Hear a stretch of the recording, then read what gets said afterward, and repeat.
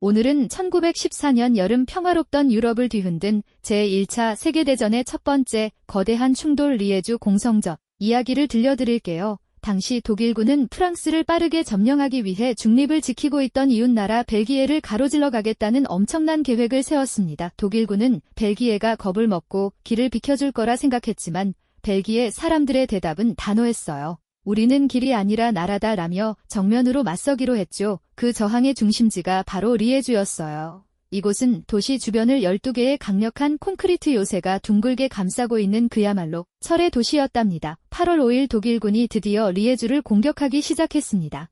그들은 이틀이면 충분히 점령할 수 있을 거라고 자신만만해하며 몰아붙였죠. 하지만 요새 안에 숨어있던 벨기에군은 정말 끈질기게 버텼어요. 땅 밑 깊숙한 곳에서 포를 쏘아 올리며 독일군의 진격을 꽉 막아 세웠습니다. 당황한 독일군은 밤을 틈타 침투하기도 하고 거대한 비행선인 체펠린까지 동원해 하늘에서 폭탄을 떨어뜨렸지만 리에주는 쉽게 무너지지 않았어요.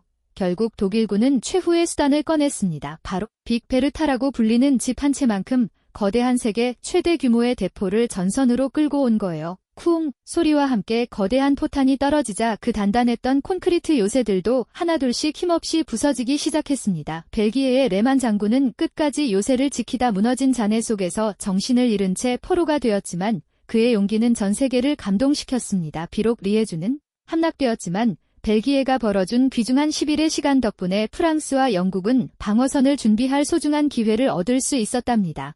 거인에 맞서 싸운 작은 영웅들의 리에주 공성전. 오늘 우리는 그들이 보여준 불굴의 투혼과 희망의 메시지를 다시 한번 기억해봅니다. 오늘은 100년 전 유럽의 운명을 결정지었던 제1차 세계대전의 가장 뜨겁고도 슬픈 첫 번째 충돌 국경 전투 이야기를 들려드릴게요. 1914년 8월 당시 청년들은 전쟁을 마치 짜릿한 모험이나 소풍처럼 생각했어요. 화려한 군복을 입고 꽃다발을 받으며 크리스마스 전엔 돌아올게 라고 웃으며 집을 나섰죠. 독일은 슐리펜 계획이라는 거대한 지도를 펼쳤어요. 벨기에를 순식간에 지나 프랑스 파리의 뒤통수를 치겠다는 아주 대담하고도 무시무시한 작전이었답니다. 프랑스도 지지 않았죠. 그들에게 제17호 계획이 있었거든요. 무조건 앞으로 용맹하게 돌격해서 뺏긴 땅을 찾자라며 가슴을 당당하게 폈습니다. 하지만 프랑스군에겐 치명적인 약점이 있었어요.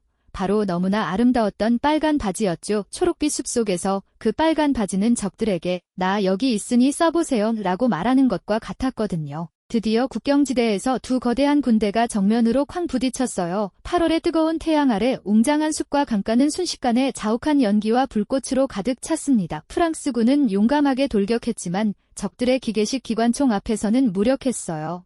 현대식 무기가 얼마나 차갑고 무서운지 처음으로 온몸으로 느끼게 된 비극적인 순간이었죠. 상부르 강과 웨즈 강가에서도 처절한 사투가 벌어졌어요. 평화롭던 강물 위 다리마다 폭발음이 울려 퍼졌고 병사들은 고향의 어머니를 그리워하며 쓰러져갔습니다. 이때 우리가 도와줄게 라며 영국군이 나타났어요. 몽스라는 곳에서 독일군을 막아섰는데 그들은 아주 뛰어난 사격 실력으로 연합군이 전멸하는 것을 막아주었답니다. 하지만 적의 숫자는 끝이 없었어요.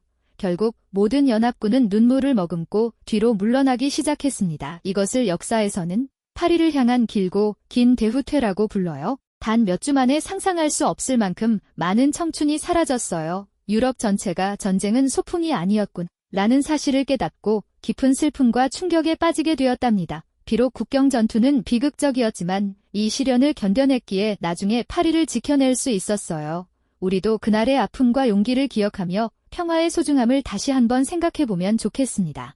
오늘은 1914년 동쪽 끝 넓은 벌판에서 벌어진 전설적인 역전 드라마 탄넨베르크 전투 이야기를 해볼게요. 당시 러시아 곰이라 불리던 거대한 러시아 제국은 엄청난 숫자의 군대를 몰고 독일의 동쪽 국경을 향해 성큼성큼 다가오고 있었어요. 러시아는 2명의 장군에게 군대를 나누어 맡겼는데 문제는 이 두 사람이 서로 사이가 아주 나빠서 협력이 전혀 안 됐다는 점이었죠. 독일군은 처음엔 겁에 질렸어요. 하지만 이때 구원투수로 등장한 노련한 힌덴부르크와 천재적인 루덴도르프 장군이 지휘봉을 잡게 됩니다. 독일군에게는 행운의 여신이 찾아왔어요. 러시아군이 무선 암호를 쓰지 않고 우리는 이쪽으로 간다라며 동네방네 떠들며 통신을 보낸 거요. 그래 그럼 한 놈만 먼저 팬다. 독일군은 한쪽 러시아군을 무시하고 다른 한쪽인 삼소노프의 군대만 집중 공격하기로 아주 대담한 도박을 걸었습니다. 독일군은 기차를 타고 눈부시게 빠른 속도로 움직였어요. 적들이 더디 있지 하며 두리번거릴 때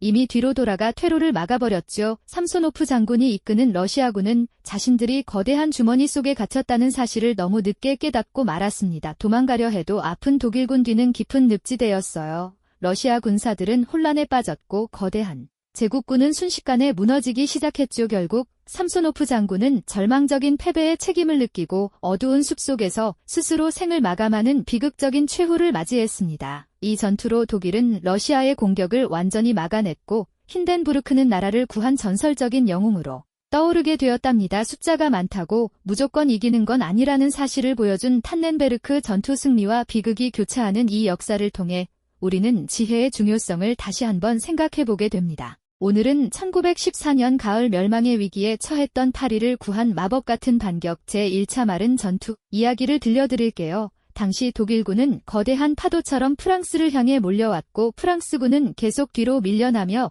파리의 에펠탑이 눈앞에 보일 정도로 위급한 상황이었죠. 독일의 계획은 완벽해 보였고 세상 사람들은 이제 파리가 함락되는 건 시간 문제구나 라며 모두가 숨을 죽이고 지켜보고 있었답니다. 하지만 프랑스의 조프르 장군은 포기하지 않았어요. 그는 더 이상 물러날 곳은 없다. 여기서 죽거나 아니면 이기자 라며 마지막 반격의 주먹을 꽉 쥐었습니다. 이때 독일군이 치명적인 실수를 저질렀어요. 파리를 옆으로 비껴가려다 그만 자신들의 옆구리를 훤히 드러내고 만 것이죠. 하늘 위에서 이 모습을 지켜보던 프랑스 정찰 비행기는 전령을 보내 외쳤습니다. 지금입니다. 적의 옆구리가 비었습니다. 하지만 문제가 생겼어요. 반격에 나갈 병사들은 파리 시내에 가득한데 그들을 전쟁터까지 실어 나를 트럭이 턱없이 부족했거든요. 이때 파리 시민들이 나섰습니다. 시내를 달리던 600여 대의 택시들이 한꺼번에 나타나 병사들을 태우고 마른 강을 향해 달리기 시작했어요. 마른 강의 택시라 불리는 이 기적 같은 행렬 덕분에 지쳐있던 프랑스군은 다시 힘을 얻어 적을 향해 거침없이 돌격할 수 있었습니다. 마른 강가에서 벌어진 처절한 싸움 끝에 마침내 무적 같았던 독일군이 고개를 돌려 후퇴하기 시작했어요. 파리를 지켜낸 순간이었죠. 이 전투로 독일의 야심찼던 계획은 무너졌고 인류는 평화가 얼마나 소중한지 그리고 평범한 택시 운전사들까지 합친 마음이 얼마나 큰 힘을 내는지 알게 되었답니다. 위기의 순간에 서로를 믿고 달려나갔던 그날의 용기를 생각하며 오늘 우리도 곁에 있는 사람들과 손을 꼭 잡아보는 건 어떨까요? 오늘은 1914년 가을 유럽의 운명을 가를 거대한 대결이 펼쳐졌던 벨기에의 안개 낀 도시 지프르로 함께 떠나볼 거예요. 당시 전쟁은 누가 더 빨리 바다 쪽으로 가서 상대의 옆구리를 찌르느냐는 이른바 바다를 향한 경주가 한창이었는데 그 끝에 바로 이프르가 있었죠. 독일군에게 이프르는 바닷가 항구로 가는 마지막 관문이었고 연합군에게는 이곳이 뚫리면 나라 전체가 위험해지는 절체절명의 방패였답니다. 그렇게 10월의 어느 날 평화롭던 이프르의 숲과 평원은 전 세계에서 몰려온 군대들의 거대한 함성으로 가득 차기 시작했습니다. 처음에는 영국의 베테랑 장병들이 아주 뛰어난 사격 실력으로 독일군을 막아냈어요. 얼마나 빨랐는지 독일군은 그들이 기관총을 쓰는 줄 알고 깜짝 놀랐다네요. 독일군도 포기하지 않았어요. 킨더모르트라고 불리는 가슴 아픈 기록처럼 수많은 어린 학생 자원병들이 노래를 부르며 용감하게 돌격해왔거든요. 하지만 날씨가 도와주지 않았어요. 쏟아지는 비의 땅은 끈적한 진흙탕이 되었고 병사들은 무릎까지 빠지는 구덩이 속에서 추위와 싸워야만 했습니다. 싸움은 끝이 없었어요. 낮에는 뺏고 밤에는 되찾는 처절한 공방전이 이어지며 이프르의 아름다운 건물들은 하나둘씩 부서진 조각이 되어갔답니다. 11월의 차가운 바람이 불 때쯤 양쪽 군대는 모두 너무 지쳐버렸어요. 이제는 서서 싸우는 대신 땅을 파고 숨는 참호전이 시작되려 하고 있었죠. 결국 독일군은 이프르를 뚫지 못했고 연합군은 엄청난 희생 끝에 바다로 가는 길목을 지켜냈습니다. 하지만 그 대가는 너무나도 컸답니다. 이 전투는 전쟁이 금방 끝날 거라는 희망을 앗아갔지만 동시에 전우를 위해 목숨을 걸었던 수많은 무명용사의 위대한 용기를 역사에 남겼어요. 지금도 이프르에는 매일 저녁 나팔 소리가 울려 퍼져요. 우리를 위해 평화를 선물하고 사라져간 그날의 영웅들을 기억하며 감사한 마음을 가져보는 건 어떨까요? 오늘은 1915년 푸른 바다가 아름다운 튀르키예의 해안가에서 벌어진 잊지 못할 전쟁 이야기 갈리폴리 전투 속으로 함께 들어가 보려고 해요. 당시 유럽의 전쟁이 꽉 막혀버리자 영국의 윈스턴 처칠은 아주 대담한 계획을 세웠어요. 바로 해군을 보내 좁은 바닷길을 뚫고 적의 심장부로 곧장 달려가는 것이었죠. 이 거대한 작전을 위해 멀리 호주와 뉴질랜드에서 온 젊은이들 이른바 덴잭 대원들이 부푼 꿈을 안고 배에 올랐습니다. 하지만 4월의 어느 새벽 그들이 도착한 곳은 부드러운 모래사장이 아니라 깎아지른 듯한 험준한 절벽 아래였어요. 첫 단추부터 무언가 잘못되고 있었던 거죠. 절벽 위에서는 자신의 조국을 지키려는 오스만 제국의 군대가 기다리고 있었고 그 중심에는 훗날 튀르키예의 아버지가 될 무스타파 케말 장군이 있었답니다. 좁은 땅을 두고 양측은 수개월 동안 참호를 파고 버텼어요. 찌는 듯한 더위와 지독한 파리떼 그리고 목마름은 총알보다 더 무서운 적이었죠. 하지만 이 처절한 싸움 속에서도 가끔은 마법 같은 순간이 있었어요. 잠시 총을 내려놓고 서로에게 통조림을 던져주거나 담배를 나눠 갖는 인간적인 모습들 말이에요. 결국 수많은 용감한 청춘들이 그 좁은 해안가에서 돌아오지 못하는 길을 떠났고 작전은 점점 실패해 그림자가 짙게 드리워지기 시작했습니다. 더 이상의 희생을 막기 위해 연합군은 아주 영리한 탈출 작전을 짰어요. 적들 몰래 밤을 틈타 유령처럼 사라지기로 한 것이죠. 물방울이 떨어지는 힘으로 방아쇠가 당겨지게 만든 자동 소총을 설치해 병사들이 다 떠난 후에도 총이 쏘아지게 만들어 적들을 완벽하게 속였답니다. 비록 전투는 실패로 끝났지만 호주와 뉴질랜드는 이를 계기로 나라의 정체성을 찾았고 튀르키예는 새로운 국가를 세우는 희망을 얻게 되었어요. 갈리폴리의 비극이 남긴 교훈을 잊지 않고 오늘 우리가 누리는 평화가 얼마나 많은 이들의 희생 위에 세워졌는지 다시 한번 감사하며 기억했으면 좋겠습니다. 오늘은 1915년 봄 벨기에의 이프르에서 벌어진 인류 역사상 가장 충격적인 전투 중 하나인 제2차 이프르 전투 이야기를 들려드릴게요. 당시 유럽은 땅을 파고 숨어 서로를 노려보는 참호전이 계속되면서 전쟁이 도무지 끝날 기미가 보이지 않는 답답한 상황이었답니다.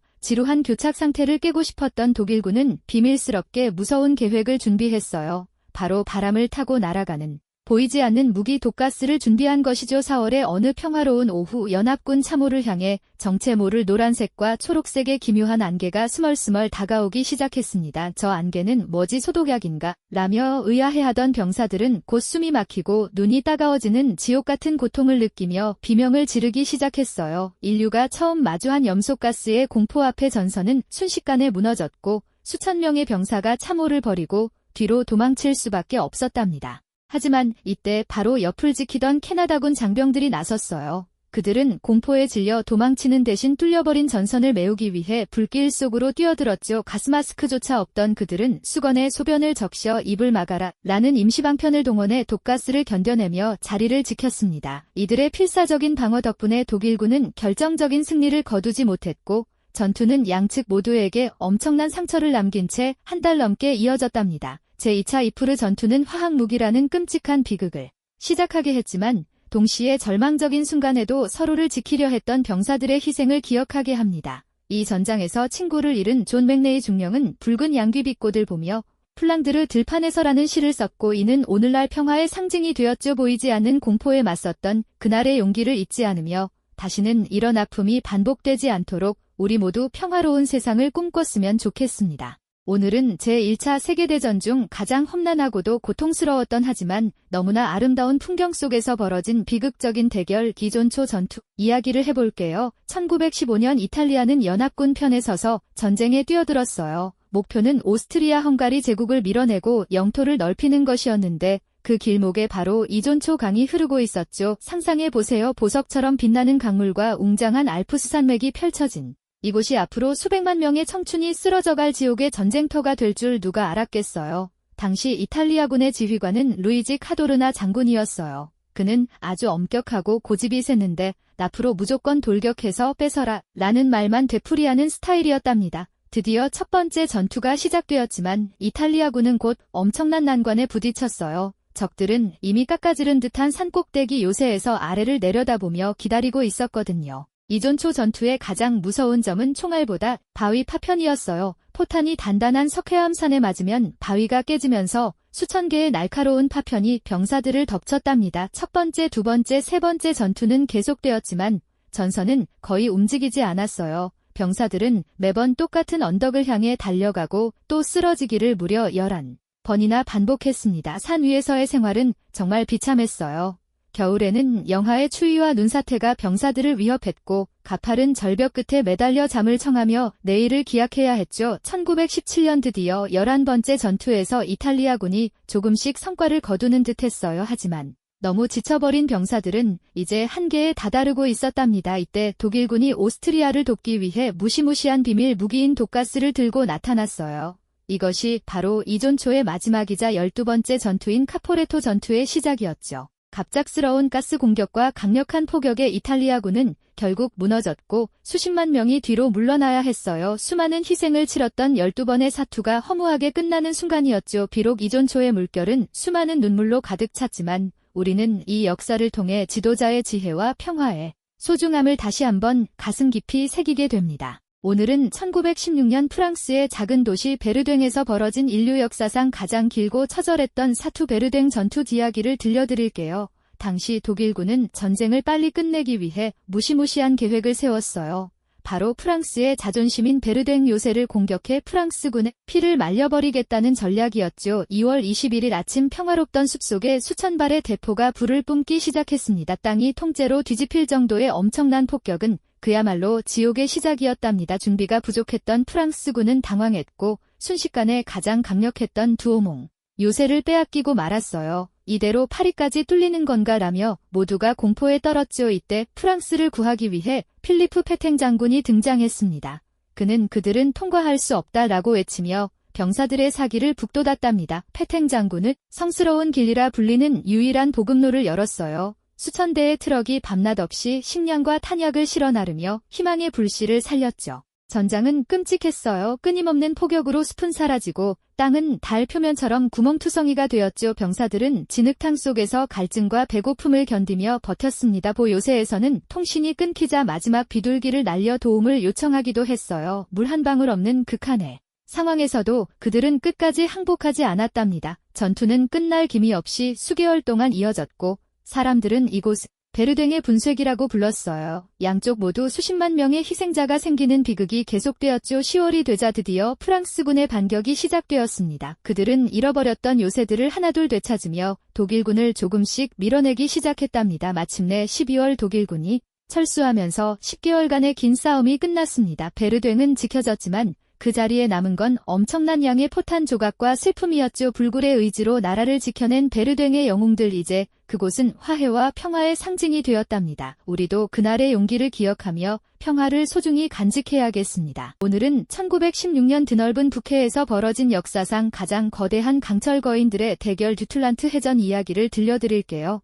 당시 영국과 독일은 바다의 주인이 되기 위해 드레드노트라는 엄청난 크기의 전함들을 만들며 서로의 힘을 겨루고 있었죠. 독일의 셰어 제독은 영국의 일부 함대를 꿰어내서 함정에 빠뜨리려는 아주 영리하고도 위험한 낚시 작전을 계획했답니다. 하지만 영국도 바보가 아니었죠. 암호 해독을 통해 독일이 나온다는 걸 눈치채고 젤리코 제독의 대함대를 몰래 출동시켰거든요. 5월 31일 오후 드디어 두 나라에 앞서 나간 함대들이 서로를 발견했고 바다 위로 거대한 포연이 솟구치며 전투가 시작되었습니다. 처음엔 영국이 고전했어요.